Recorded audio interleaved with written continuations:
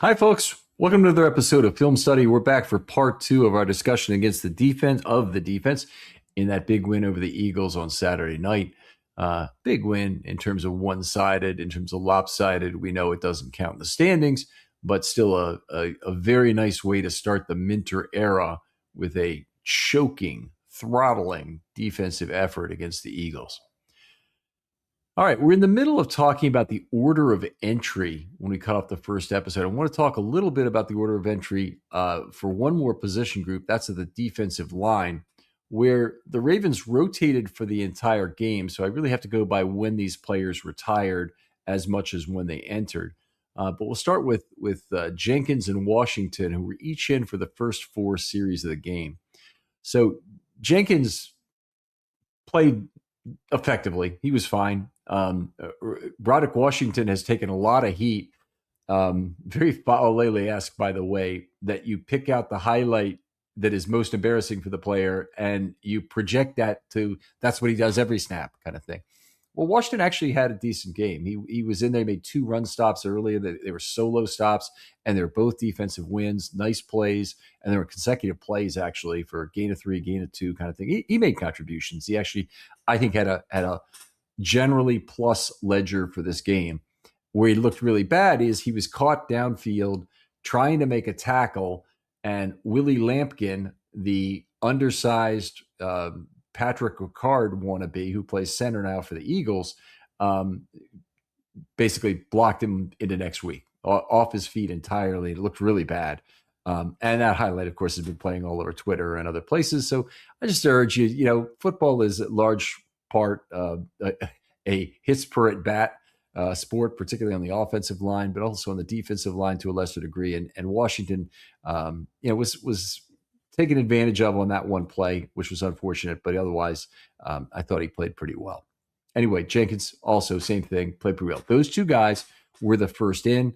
Of course, Calais Campbell, Travis Jones, Nnamdi Madubuike did not play at all this game, so they were the next two up. And those five guys together make a extremely veteran and aging group of five that the Ravens could carry into the season. There's a lot of fans out there who think that those five guys are the only ones the Ravens will take, and they have to take a sixth if they want to make any sort of a change.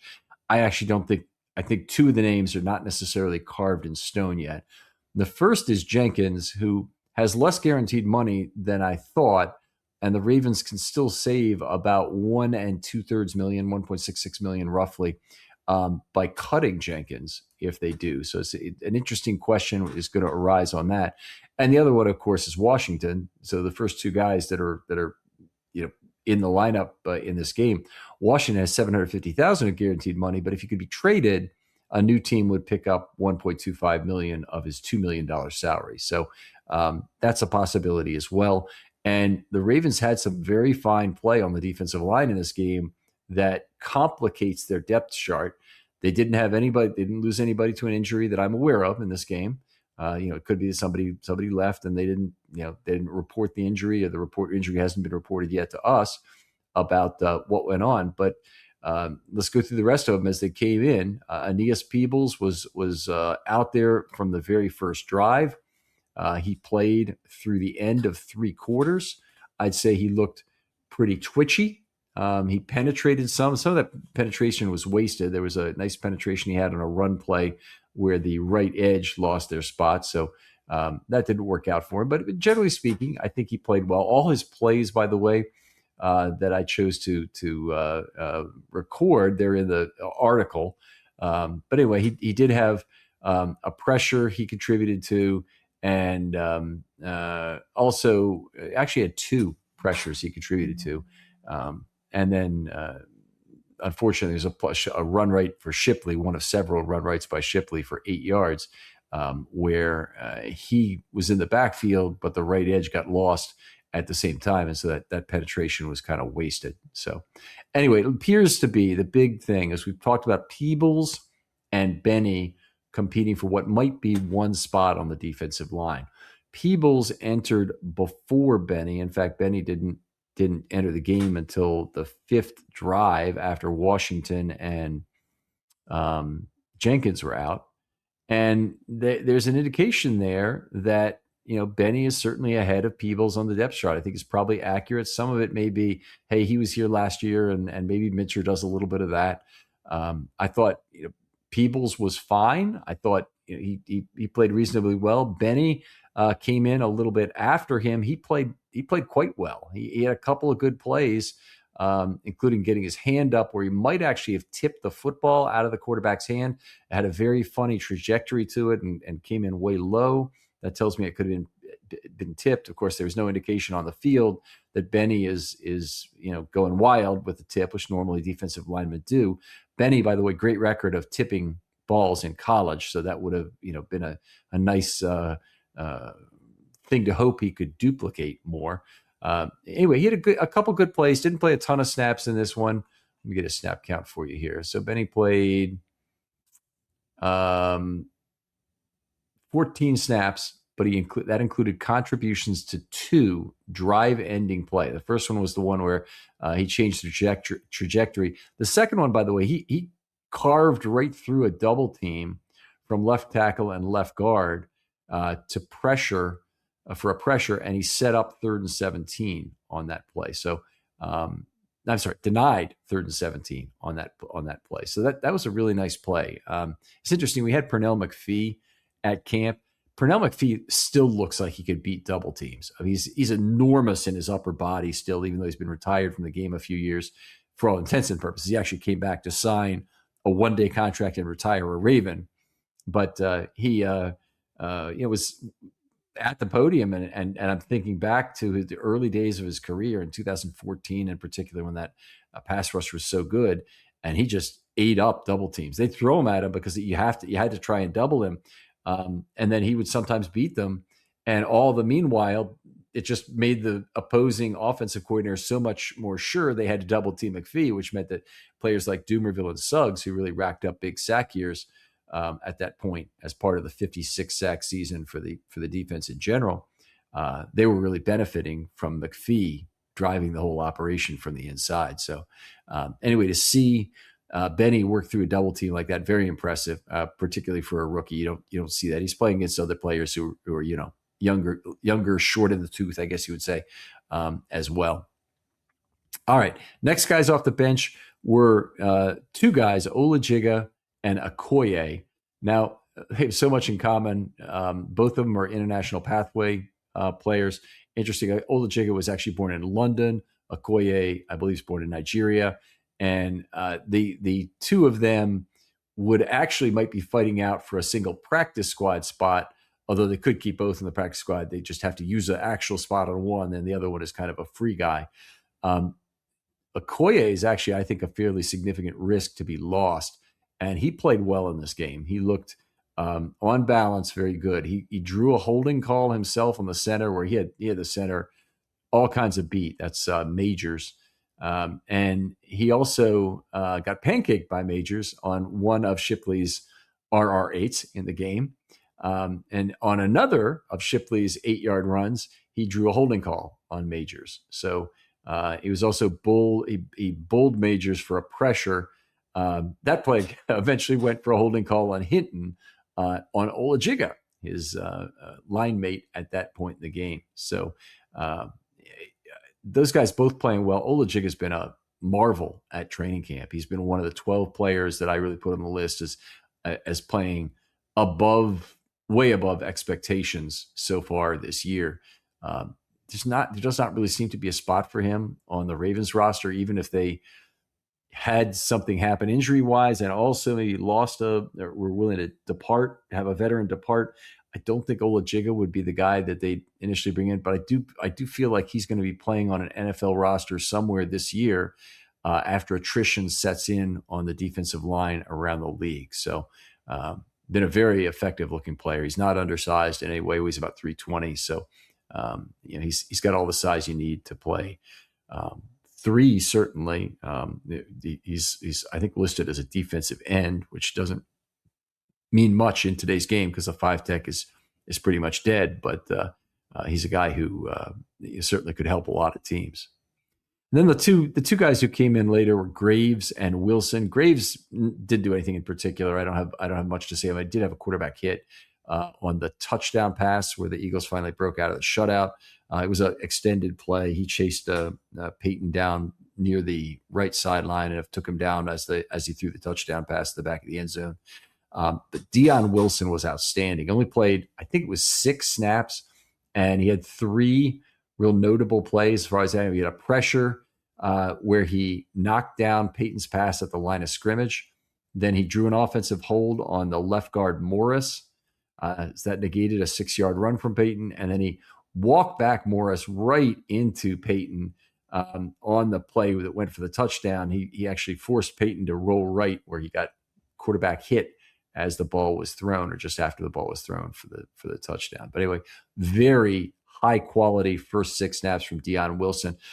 He's been around in camps. There have been plays made, but I wouldn't say he's really stood out in the way. And in fact, if you just asked me who's played better, Wilson or Graves, I wouldn't really have a strong answer for you in terms of camp. But Wilson looked a much more advanced player from what he did in this game. And I advise you to take a look at it. You only have to watch about the last 5 minutes of the game, just that final drive for the Eagles, to see him really doing things to Morris, the left guard, on that sequence.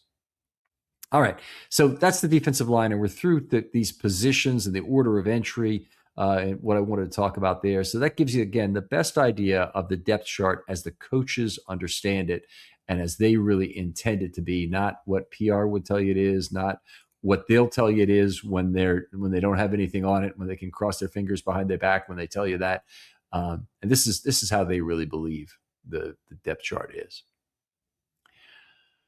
All right, now let's talk about 3 position groups where I think the Ravens need to take a look and figure out what they're doing at them. Okay, the first is interior defensive line. So the question is, several questions here. The first is John Jenkins a roster lock? I have been both convinced by somebody on Reddit, and also, I think it was Reddit, not Twitter, but it could be either, and I apologize, whoever it is that convinced me of this, that the relative guaranteed money between Jenkins and Washington means that either one of them could be out under the proper circumstances, and possibly even both. But I don't think he's an absolute roster lock. The reason why Jenkins is better than Okoye, or might be a guy they'd rather have 1 year from him than 2.5 years of Okoye, which is kind of the balance that they're trying to deal with here, is that Jenkins plays a lot more snaps. In fact, he played close to half the snaps last year, and that was at age 36. He'll be 37 this year, and I still got to figure he'd be the favorite to play more snaps. And Okoye is a guy who I think realistically is not going to play more than about 275 to 300 snaps. So if he plays 30% of the snaps for a team, I think that would be very good.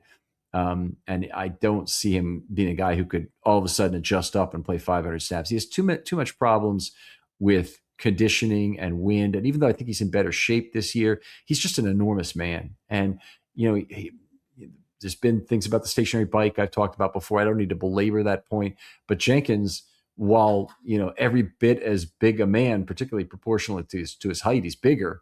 Doesn't have the same sort of problems with his wind that I think Okoye has. And we don't go any further than that. But they do have serious age considerations on this interior defensive line. I think that the team would like to keep one, if not both, of Benny or Peebles. I'm not sure there's a taker for Aeneas Peebles, but there certainly could be, and he's already putting up some pretty darn good tape in these preseason games, looking twitchy, and he's looked good and twitchy in camp. It looks like he, based on the order of entry, maybe ahead of Benny slightly. I thought Benny played very well in this first game too, and is a guy that the Ravens are going to want to keep. And if they're put in a position where they have to let them both go and potentially lose them both to claims, because they want to keep Broderick Washington, or they want to keep John Jenkins, or they want to keep Broderick Washington, he's really the player that the choice is being made for, then that's going to be kind of upsetting.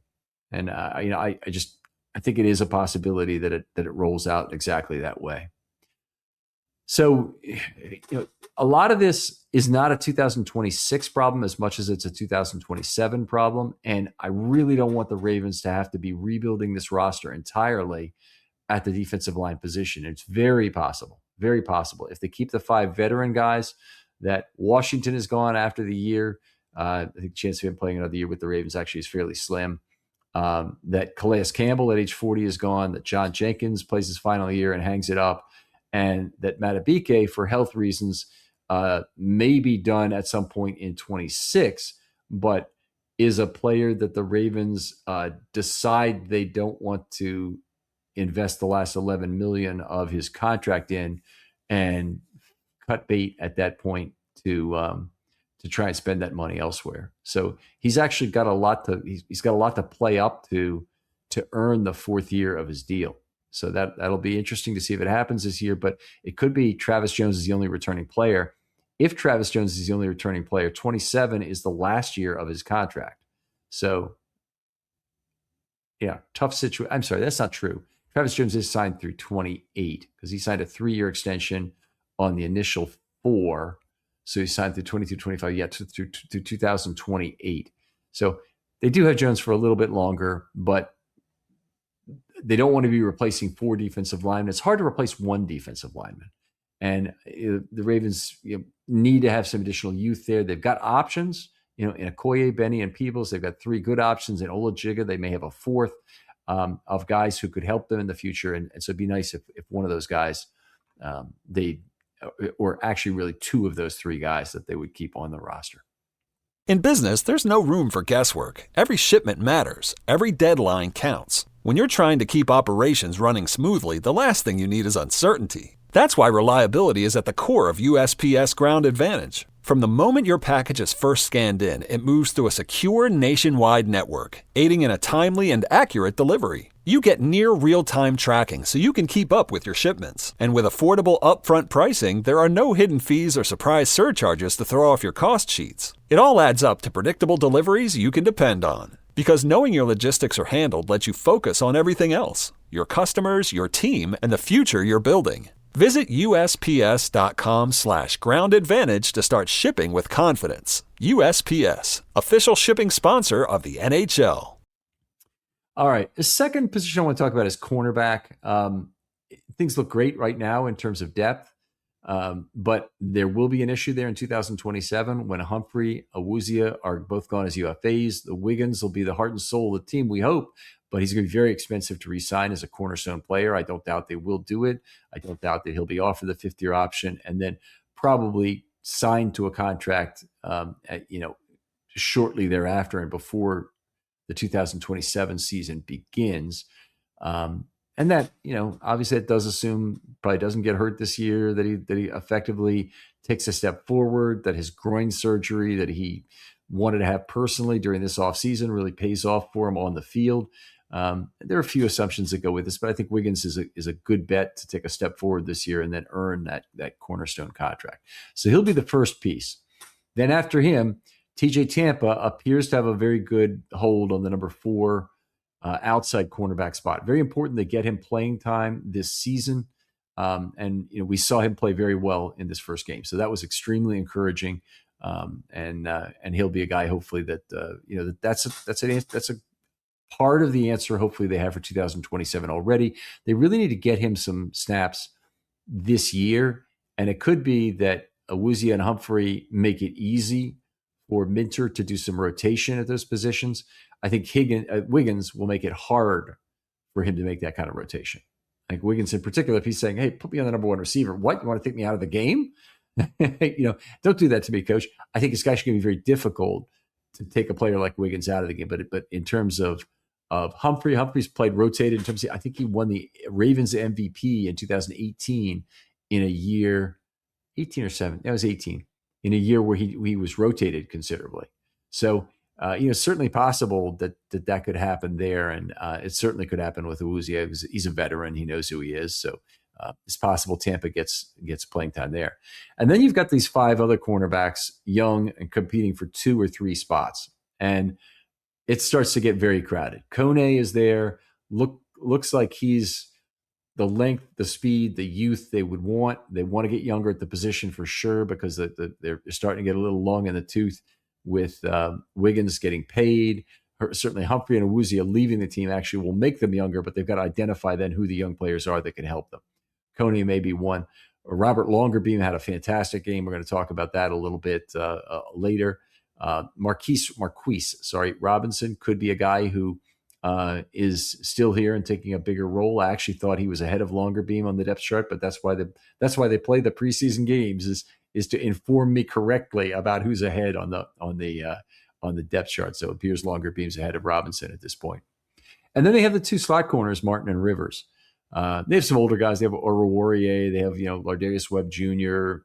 On the roster. Neither of those guys is a guy you have to have make the team. Oruwariye is a guy you can put right on the practice squad. He uses up a vet spot. You can elevate him as needed, use him for special teams, and use him to play corner in a game where you're short. But you don't need to have him on the roster at the start of the season by any stretch. He's a guy who, as rosters attrit, maybe he makes the team. So anyway, the Ravens have some decisions still to make with young cornerbacks. And then they have the two slot guys, Martin and Rivers, and they've been two of their best players, period, in camp, period. Rivers has rushed the quarterback. He's made good plays in the secondary. He's been, fast as advertised, and he's been good. Martin has been the Tasmanian devil out there. Like I said in the first episode, he's running all over the field, making plays. He was by far the Ravens MVP in this game. Which we'll get to in a little bit, but they've got a lot of sorting still to do, and they're going to have to get significant playing time from these guys, Martin and Rivers included, but primarily I'd say Kone, Longerbeam, and Robinson to make their choices on who they want to keep. And I think it's going to be exceptionally important that they have, certainly they'd like to have 3 of those 5 guys make the team, which still only means to get one outside cornerback out of it if they think Martin and Rivers both need to make it. So this becomes a very tough nut to figure out here. And they may have to trade somebody.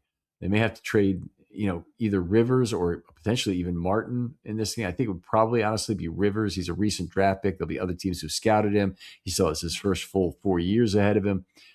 They've done this before with Sean Wade, I think, was the guy's name. They traded the Patriots in the year he was drafted. So it's not like they've never done it before. They have an embarrassment of, I wouldn't say riches, but they have an embarrassment of decisions to make among young corners on the outside. And I just don't think they can make them all right away. So Longerbeam, with his fine game on Saturday night, has really made this decision even stickier than it was before. So, again, the fourth safety of Keandre Jackson is the fourth safety. Then it makes it easier for the team to carry 7 cornerbacks, and hopefully that's the way they'll go because they have a lot otherwise to work through. All right. A third concern is inside linebacker depth for next year. Now, Roquan Smith will probably be cut to save $20 million. He could alternatively be traded. He could even be extended here as a Raven. There's not a zero possibility of that, but I would probably put it about 10 to 15% given how tight the cap space is in the years going forward, particularly in 2027. So if they're going to figure out some sort of extension for Roquan, I think it might have already happened if it would have. They've obviously restructured him a couple of times, but they've also left it so they can save $20 million on next year's salary, which is one big piggy bank the Ravens still have stored towards the 2027 roster building. They are the worst team in terms of cap shape now. After the Flowers deal, they're still at about $50 million over cap for next year. Now, a new Lamar Jackson contract will get most of that, but it won't leave them in any kind of competitive position to go out and get the spots they need filled. And we just talked about 3 spots at corner, defensive line, and inside linebacker where they're going to need help, and they're going to need to go to the market probably to get it, or they're probably going to have to use a lot of draft capital to get it. So, 2027 is going to be a challenging roster build for these Ravens. All right, other things that happened in this game. I did want to talk about the pass rush a little bit in terms of what Minter did during this game, because he didn't rush a lot with numbers. He did do much more with deceptions. Let's start with numbers. The Ravens rushed 17 times, and they rushed 9 times. That's a probably right around average, maybe slightly high percentage at 35% of blitzes by the conventional definition, and that's 5+ rushing. Now, I really treat blitzes as a deceptive element, and that's in particular when they come from off ball. It's the beginning of the season. I'll give you the definition again. I know most of you know it, but the player has to be at least as far wide as the slot corner or at least 1.5 yards off the line of scrimmage. And if he meets either of those two characteristics, then he is a blitzer from off ball. That's an element of deception, and it's part of what Minter will use to make opposing offensive coordinators overcommit resources and minimize otherwise how they run their offense. He did use 8 blitzes in this game. In addition to that, there's off-ball blitzes, and he used another 6 stunts. That could be higher. I mean, it's a good number, but I think the Eagles ran a lot more stunts than that in this game. And he used also 3 simulated pressures. That's not something they always show in the preseason, but when you have extra inside linebackers on the field, as you do, because you're always playing a committed nickel look, a committed 2 inside linebacker look, then they often use them to go up there and mug the A gaps and show that they're going to blitz and then not do it and drop the cover. And so Minter did that 3 times in this game. That's not an extraordinary number of times, certainly for any game. You might do it 6 or 7 or 8 or 10 times even versus a young quarterback that you really want to get frightened and thinking about how do they get the ball out quickly. So I do expect what we'll see from Minter this year is a fairly Spartan rush by number. And that's really what he showed with the Chargers. He didn't rush he didn't do a lot of 5-man rushing, but he got a lot of pressure for the limited amount of blitzing that he did, despite the fact he didn't have a great back end holding those guys up. So it's hopefully Minter is an efficiency guy, and he does it via primarily deception would be what I expect. And again, I mentioned this in the first episode that the Ravens without a Sam linebacker are at a fairly, or at least a guy who has some real coverage chops. They've got guys they can put opposite a strong side tight end. This is a little bit redundant there, but they can put on the strong side who can drop to cover, but they don't have a guy who necessarily has the chops to do it well. Adisa Isaac, I think, is probably the best hope of the current group. Maybe Tavius Robinson could grow into that role. We'll see. He's the as I mentioned earlier, he's the fastest of the 3. All right. I think that is all I want to talk about, other than to award the defensive MVPs, talk briefly about their games in this one. And I urge you, go out and read the article. It's got a lot of detail, play-by-play detail on what players did well. It uses the shorthand that I'm used to. If anybody has a problem with the shorthand and would like that explained, I'll do that on one of the episodes during the preseason, or perhaps on a separate short. But the thing that might seem confusing is when I talk about a pass play being PR3, 2+1, 1 circle. What that means is it's a pass right for 3 yards. The 2+1 are the yards on the throw, and the +1 is on the yak.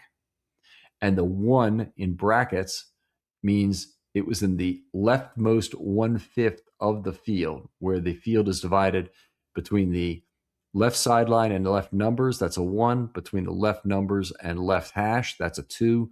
Between the 2 hash marks in the middle of the field is a 3. Between the right hash and right numbers is a 4. And outside the right numbers is a 5. So once you know that, I think you're pretty well able to follow this. But if there's anything else saying, hey, Ken, this doesn't make any sense, what does this even mean? Hit me up with that in filmstudymailbag@gmail.com, and I'll try and explain that better for people where it's not intuitive or it's not obvious. So anyway, the defensive MVPs of the game. Now, there were a lot of honorable mention players in this game. I'll probably get to them last. The number 3 guy in the game is Robert Longerbeam. Absolutely outstanding game from Longerbeam.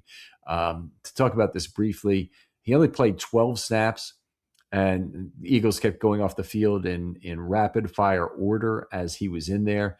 But he tackled Stowers right at the end of the first half. He combined with Williford on the tackle, took him down for a 3-yard gain with 23 seconds remaining. And you say, well, what was the significance of that?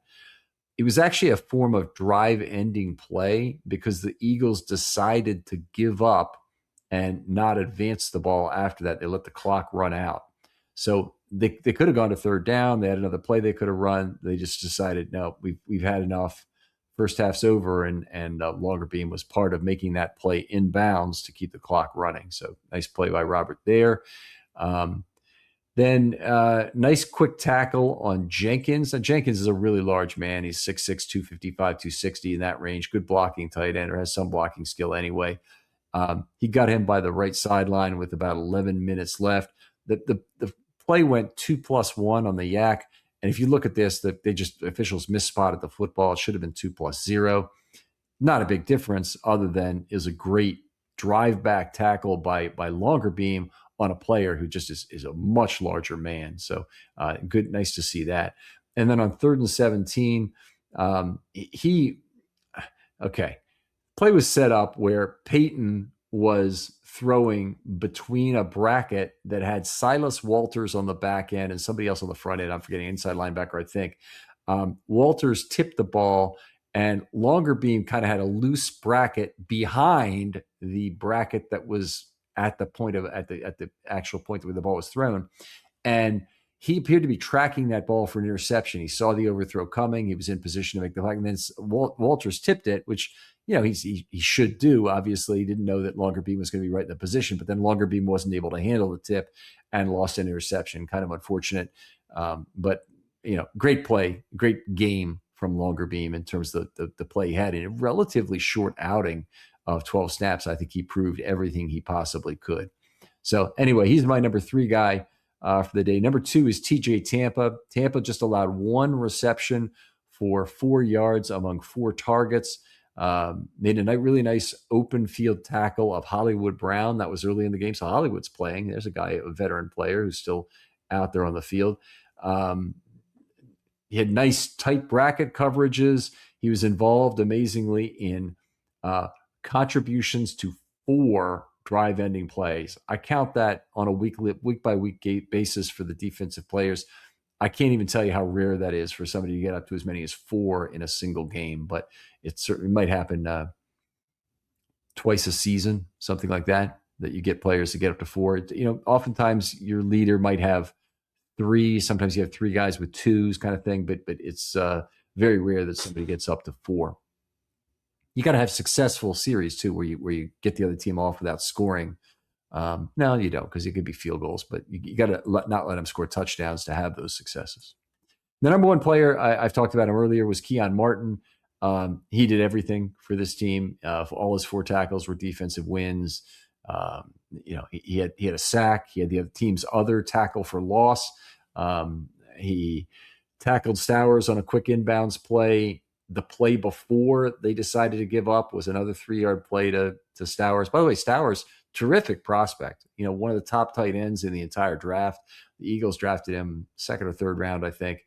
And he looks like the real deal to me. But, obviously the fact that Keon Martin is able to deal with him, the Ravens generally dealt with him well in this game is something. And actually had another run-in with Flowers earlier where Keon Martin drew a holding flag to negate a 7-yard run by Bigsby. So the Ravens drew 5 holding flags.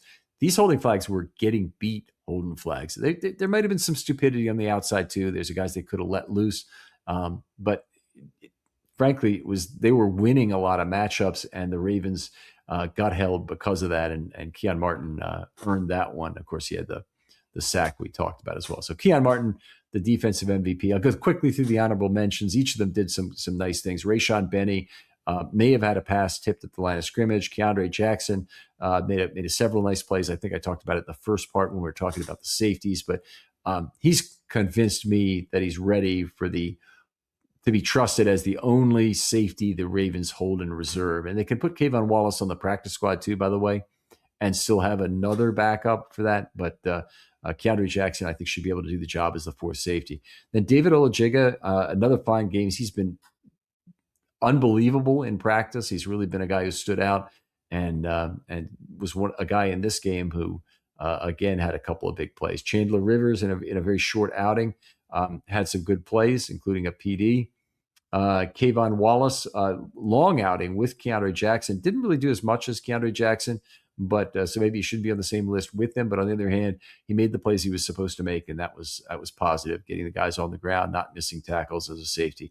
And then Deion Wilson, I talked about, I believe, at the end of the last episode, was amazing. In this episode, was 6 snaps and 3 plays made in that short period of time. So a highlight field evening for Deion Wilson, who was well deserving of an honorable mention at minimum. I kind of felt a little bit sheepish about him leaving off, but there's so many players who played well in this game for the Ravens defensively. So anyway, outstanding game. We certainly hope the next game is anywhere near as good for the Ravens. And this defense got it done. They flexed defensive depth in the way that Harbaugh teams did for 20 years, that Billick teams did, in fact, before that. The Ravens have just always been a very successful preseason football team. And part of it is their roster building is building for depth. And when you do that, your 2s and 3s tend to be better than the other guys' 2s and 3s, and the 1s aren't playing. And the top-heavy rosters don't tend to do as well in the preseason. Sometimes they do as well in the regular season, or sometimes they don't.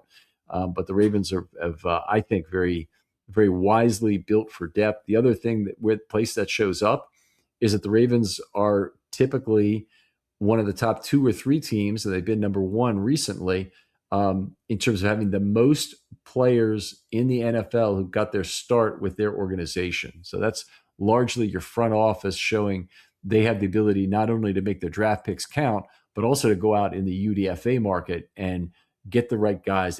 Ravens have a very good process of doing that and getting the guys they want quickly signed up, so that they can have their pick of their litter of the guys who aren't drafted in the first 7 rounds. So I think the Ravens have consistently demonstrated that in the preseason in terms of their wins. All right. Well, tomorrow, keep an eye out. We're doing the offensive pod. We're going to have Nick Mehta on, a friend of mine who works at Baltimore Beatdown, and he's a guy that I really enjoy watching practice with. But we'll have a lot of fun talking about the offense, and we'll talk to you then. filmstudymailbag@gmail.com for your questions.